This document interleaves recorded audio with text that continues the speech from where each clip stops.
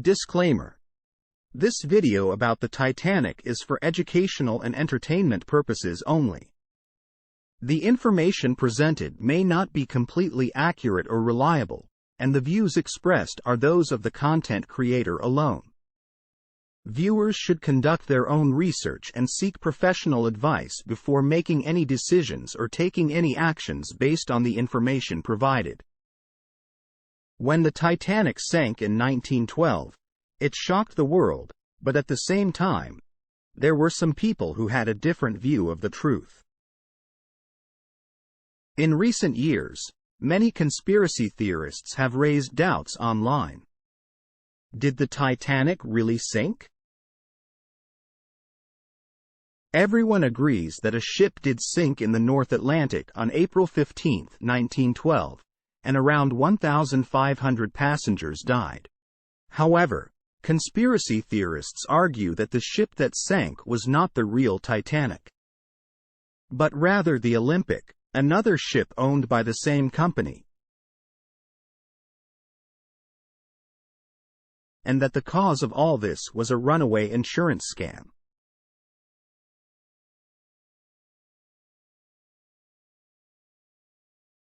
The conspiracy began in 1908, during the heyday of large passenger ships. The British White Star Line and the Cunard Steamship Company engaged in a fierce commercial competition. At the time, Cunard already had the world's largest and fastest passenger ships, the Lusitania and the Mauretania. In order to compete with them, White Star Line planned to build three larger and more luxurious ships: the Olympic, the Titanic, and the Britannic. The Olympic was the first ship planned for construction and received heavy promotion from the company during its maiden voyage. Its initial voyages were successful, but during its fifth voyage, the ship encountered serious trouble. On September 20, 1911, while passing the HMS Hawke, the Olympic suddenly turned, causing a serious collision between the two ships. The structural damage to the Olympic's central turbine engine support and keel was severe, and in the subsequent trial, White Star Line was found fully responsible. The impact on White Star Line was devastating. The lawsuit meant that the huge repair costs for the Olympic and the Hawke would not be covered by insurance, and the company would also have to pay litigation costs. In addition, the Olympic could not generate revenue during its repair period, but required significant manpower, indirectly, causing the maiden voyage of the Titanic to be delayed from March 20 to April 10, resulting in further losses. Combined with the shipbuilding loans, this drove White Star Line to the brink of bankruptcy. In desperation, they came up with a plan. The plan was simple: switch the Titanic and its sister ship, the Olympic, and let the Olympic sink after colliding with an iceberg to collect insurance money. This way, White Star Line could keep a new ship and also receive insurance money to build another ship.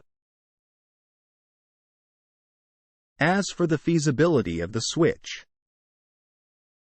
from this photo, it can be seen that the two ships look very similar.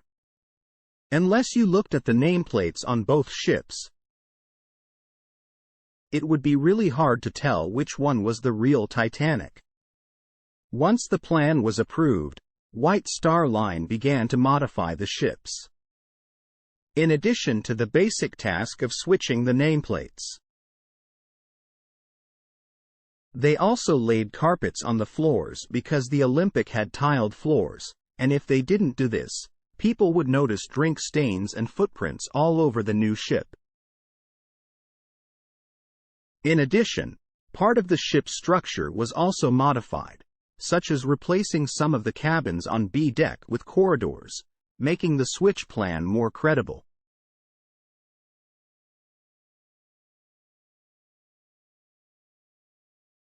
You might ask, what about the people on board the ship when they planned to sink the Olympic?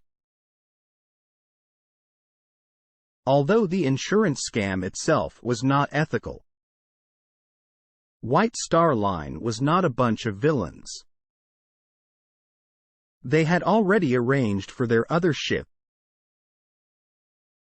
the California, to be stationed in the iceberg area of the Atlantic Ocean, ready to provide immediate rescue and transfer all passengers and crew from the Titanic when the accident happened. However, as we know, the plan did not go as intended. So what happened to make this event go from a fake plan to a real disaster? From the perspective of the Titanic, according to the plan, they were supposed to hit an iceberg after sailing for 5 days and entering a glacier alley. At the time, there was no radar to detect icebergs, and the crew relied mainly on the lookouts on the mast to detect icebergs in time. However, there was no moonlight at the time,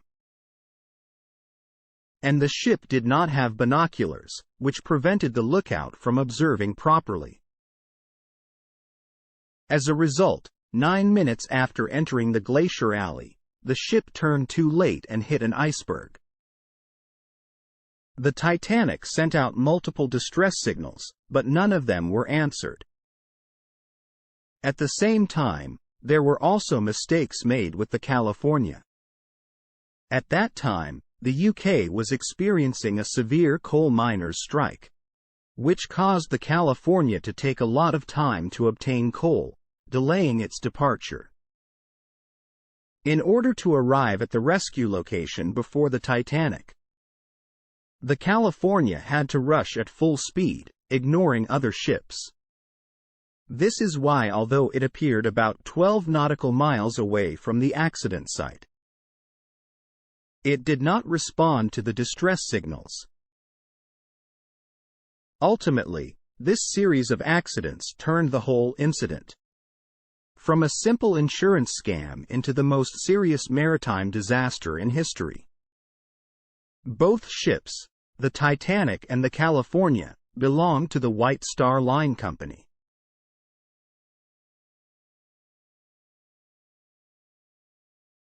The supporters of this theory have collected a large amount of evidence to convince the public. As the initial claim may sound far-fetched, here are some pieces of evidence.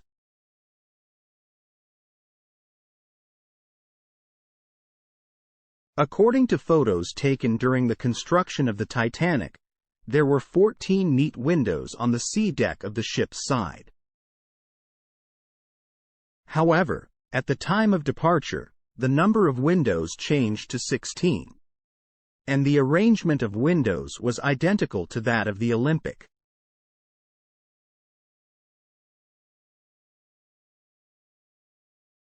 "55 passengers canceled their trip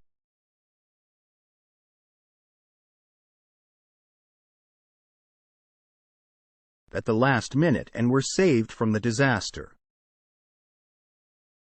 Among them was J.P. Morgan, the owner of White Star Line's parent company. He claimed to be sick and unable to board the ship. But the New York Times found that this was a lie. White Star Line's chairman, J. Bruce Ismay, and his family also canceled their trip, citing illness of his wife and child.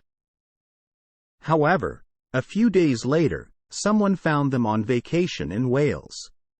In addition, industrialist Henry Clay Frick, banker Horace J. Harding, and billionaire George Washington Vanderbilt, who were all close friends with Morgan, also refused to board for various reasons. Why did these wealthy people who had connections with J.P. Morgan all refuse to board the ship so coincidentally?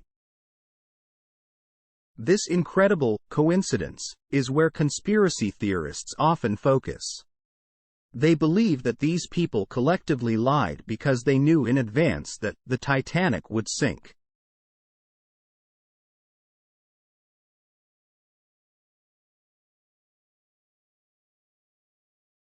When the California set sail from London. The UK was in the midst of a serious coal miner strike. The California managed to set sail with enough coal, but refused to take on over 100 passengers who wanted to board and only carried 3,000 blankets and warm clothing before heading to the middle of the Atlantic Ocean. What was the purpose of these strange actions? Were the warm clothes intended for rescuing the passengers of the Titanic? In addition, survivor Edith Russell insisted that the crew of the Titanic had assured her the Californian was on its way, and after the Titanic hit the iceberg. Other survivors saw First Officer Murdoch running up to the bridge, perhaps in search of the rescue ship's whereabouts.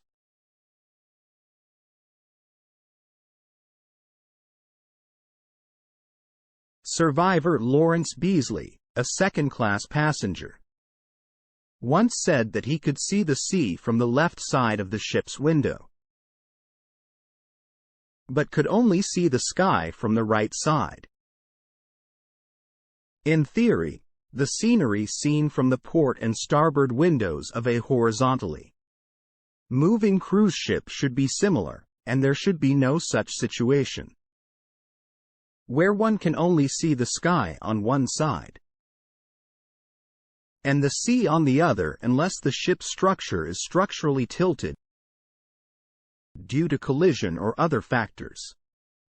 According to official records, the Titanic's hull was horizontal, but due to damage to the central turbine engine support and keel from a collision with the HMS Hawke, the Olympic had a tilt of about 20 degrees.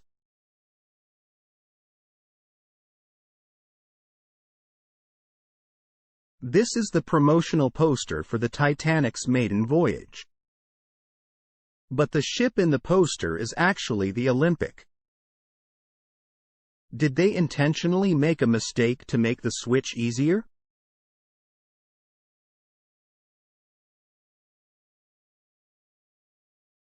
This is a photo of the Titanic wreckage discovered in 1985. After enhancing the contrast, we can see that the ship in this photo is closer to the Olympic than the Titanic in terms of details such as the size and arrangement of the window spacing and the presence or absence of portholes. It is possible that the Titanic's grave contains not the real ship, but an unfortunate impostor.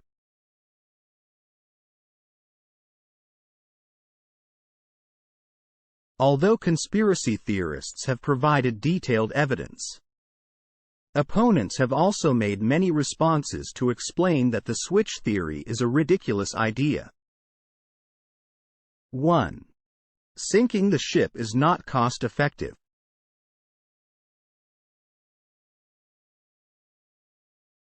According to the International Mercantile Marine Company, IMM, the parent company of the White Star Line, the Titanic received $5 million in insurance after the accident, but the ship cost $7.5 million to build. Even if the Olympic had suffered serious damage, the repair cost would not have exceeded $2.5 million. Moreover, causing a shipwreck would seriously affect the company's reputation.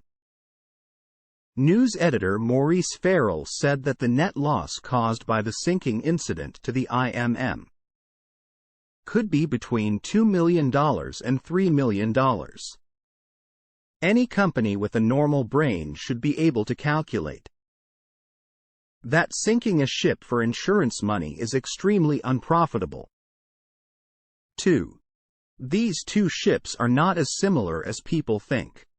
To make the insurance fraud theory of conspiracy theorists work, One of the premises is to assume that the Olympic and Titanic were sister ships, and that there was almost no difference between the two. However, this premise is incorrect. According to historian Mark Chirnside, after the Olympics' maiden voyage, the Titanic was improved in many ways. In addition to adding some restaurants, almost all first-class suites were expanded and improved, and third-class cabins were eliminated. Therefore, by the time the Titanic entered service, the internal structure of these two ships had already undergone significant differences. This photo is a Titanic boarding pass that clearly specifies the passenger's class and cabin number. If the two ships were really switched, the number and numbering of the cabins would be different. And how could this not be noticed by the passengers? 3. The wreckage of the Titanic's propeller with the ship's number inscribed on it.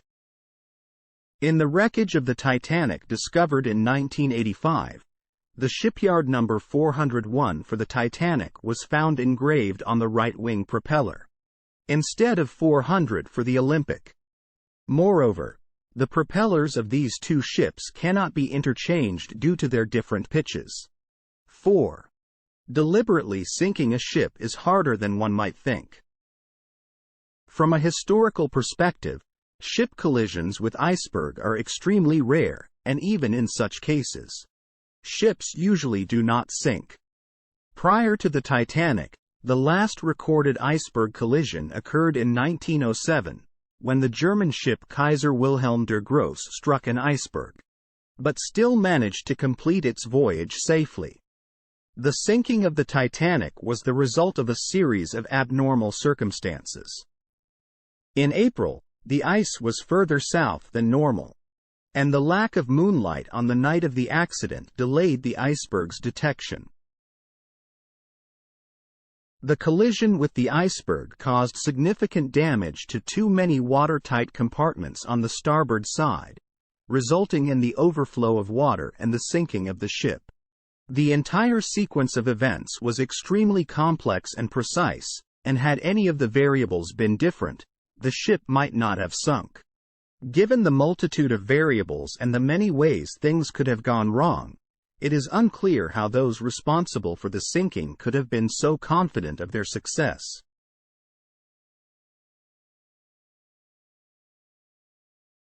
Conspiracy theories about the Titanic have persisted for years despite direct evidence that the two ships were not swapped. One possible explanation is our tendency to think causally, meaning that we often believe the outcome of an event is proportional to its cause. The more severe the event, the more significant we believe its cause must be. For example, 60% of Americans refuse to believe that John F. Kennedy was simply assassinated by a vengeful individual, and instead believe that a powerful government agency was behind the assassination. Under this kind of thinking, people seeking the truth tend to selectively gather information that supports their views while ignoring information that contradicts their beliefs. So, are conspiracy theorists just paranoid fools? Not necessarily. In fact, many of the people I've encountered during our research have reasoning and observational abilities on par with Sherlock Holmes. What really leads us astray is not a lack of intelligence, but an over-reliance on cognitive biases. Therefore, remaining vigilant, accepting dissent, and maintaining skepticism towards our own beliefs are key to avoiding fallacies.